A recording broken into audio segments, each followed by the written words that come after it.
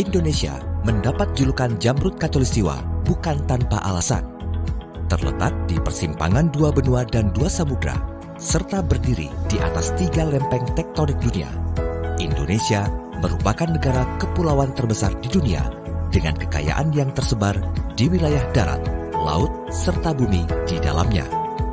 Pada wilayah darat, Indonesia memiliki hutan hujan tropis terbesar di Asia Pasifik yang menjadi habitat bagi 25% dari spesies tumbuhan berbunga yang ada di dunia.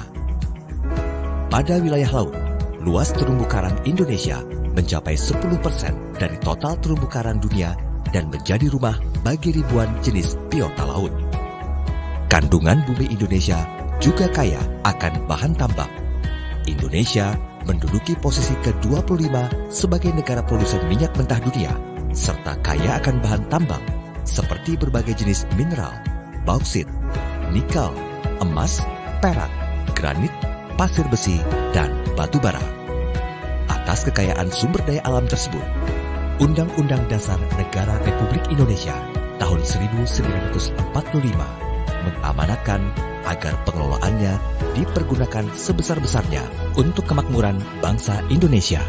Sayangnya, berbagai aktivitas manusia untuk memenuhi kebutuhan hidupnya, termasuk kegiatan pembangunan atas nama pertumbuhan ekonomi, kerap kali menimbulkan kerusakan dan pencemaran lingkungan hidup.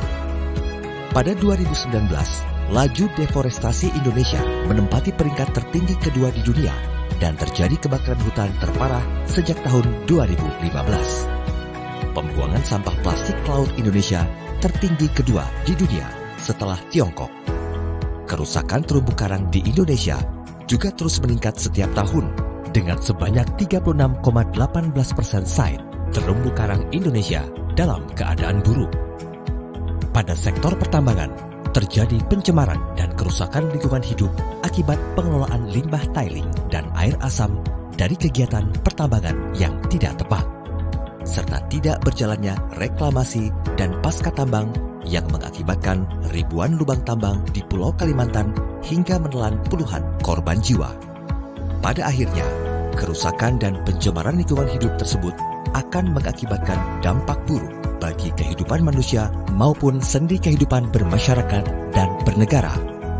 Di antaranya, ancaman keselamatan dan kesehatan masyarakat, timbulnya masalah sosial dan kemiskinan, mandeknya pembangunan, ancaman bagi ketahanan pangan, air dan energi, serta ancaman krisis politik dan ketahanan negara. Untuk mencegah dan mengatasi kerusakan lingkungan hidup, Indonesia telah mengatur Undang-Undang Nomor 32 Tahun 2009 tentang perlindungan dan pengelolaan lingkungan hidup maupun undang-undang sektoral terkait lainnya. Dalam hal ini, hakim sebagai salah satu dari 4 pilar penegakan hukum memiliki peran strategis untuk mengimplementasikan kerangka hukum yang ada guna melindungi lingkungan hidup. Pertama, hakim merupakan penegak peraturan perundang-undangan, termasuk yang terkait dengan perlindungan dan pengelolaan lingkungan hidup serta pemanfaatan sumber daya alam. Peran hakim sebagai penegak hukum melalui meja peradilan merupakan peran yang umum. Namun, seringkali perkara lingkungan hidup merupakan titik temu dari penegakan hukum administrasi, hukum perdata, dan hukum pidana. Contohnya, perkara pembukaan lahan perkebunan dengan cara membakar lahan gambut oleh PT Kalista Alam dipersidangkan baik pada perkara pidana maupun gugatan perdata oleh Kementerian Lingkungan Hidup. Dengan terbukanya kesempatan untuk membawa kasus lingkungan hidup ke pengadilan dalam ketiga kamar hukum, maka besar pula peran hakim dalam memberikan putusan yang tidak hanya adil bagi masyarakat, tapi juga adil bagi lingkungan. Kedua, putusan hakim, khususnya dalam perkara tata usaha negara, dapat mencegah timbul atau meluasnya kerusakan lingkungan hidup. Perizinan berusaha, termasuk perizinan lingkungan, disusun tidak sekedar sebagai formalitas, melainkan sebagai bentuk instrumen perlindungan lingkungan hidup. Dalam hal ini, hakim memiliki peran strategis untuk memastikan kesesuaian surat keputusan pejabat terkait perizinan tersebut dalam peraturan perundang-undangan yang mengaturnya. Misalnya, dalam perkara pertambangan karst di Pegunungan Kendeng, Mahkamah Agung dalam peradilan tingkat kasasi menilai dan menyimpulkan bahwa AMDAL PT Semen Indonesia mengandung cacat prosedural dan yuridis, sehingga harus dinyatakan batal. Dengan demikian, kerusakan lingkungan yang mungkin muncul di Pegunungan Karst Kendeng saat itu dapat tertunda. Meskipun pada akhirnya Gubernur Jawa Tengah kembali menerbitkan izin baru untuk PT Semen Indonesia setelah AMDAL-nya diperbaharui. Ketiga, hakim berperan untuk memerintahkan pemulihan atas kerusakan dan atau pencemaran lingkungan hidup. Pada perkara pidana lingkungan hidup, Undang-Undang Nomor 32 Tahun 2009 telah mengatur pidana tambahan, termasuk memperbaiki akibat dari tindak pidana, sehingga pidana yang dijatuhkan tidak hanya bersifat punitif, tapi juga mengedepankan proses pemulihan lingkungan.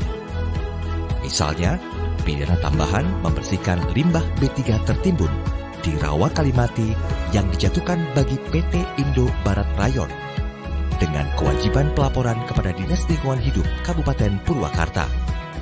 Sementara pada penyelesaian sengketa perdata lingkungan hidup, hakim hendaknya juga dapat menjatuhkan putusan yang memperhatikan pemulihan lingkungan dengan pertimbangan keadilan dan kemanfaatan. Keempat, hakim merupakan pelopor pembaharuan hukum melalui putusannya atau judicial activism. Dalam hal ini, hakim tidak hanya berperan sebagai corong undang-undang, melainkan juga penafsir dan juga penggerak undang-undang agar hidup sesuai dengan nilai dan norma yang terdapat dan atau menjadi kebutuhan masyarakat. Judicial activism terutama menjadi strategis bagi hakim untuk menafsirkan kekosongan hukum atau memberi makna pada peraturan perundang-undangan dan secara nyata telah mendorong perkembangan hukum lingkungan di Indonesia. Berkat judicial activism dalam perkara PT Inti Indo Rayon Utama, gugatan organisasi lingkungan hidup menjadi diakui dalam sistem hukum di Indonesia. Meski pada tahun 1988 saat itu belum terdapat peraturannya. Dengan besarnya peran kekuasaan kehakiman dalam penegakan hukum lingkungan, maka diadakanlah pelatihan sertifikasi hakim lingkungan. Melalui pelatihan ini, hakim lingkungan hidup diharapkan memiliki kompetensi inti yang terdiri dari kompetensi 1. Pemahaman dasar ilmu lingkungan dan sumber daya alam. 2. Etika lingkungan dan sumber daya alam. 3. Perlindungan dan pengelolaan lingkungan hidup dan sumber daya alam. 4. Hukum lingkungan dan sumber daya alam. 5. Hukum acara perkara lingkungan hidup dan sumber daya alam. 6. Integritas. Serta 7. Judicial activism. Dengan demikian, perkara lingkungan hidup dapat ditangani hakim yang telah bersertifikat lingkungan secara tepat dan menghasilkan putusan pro natura yang berkualitas.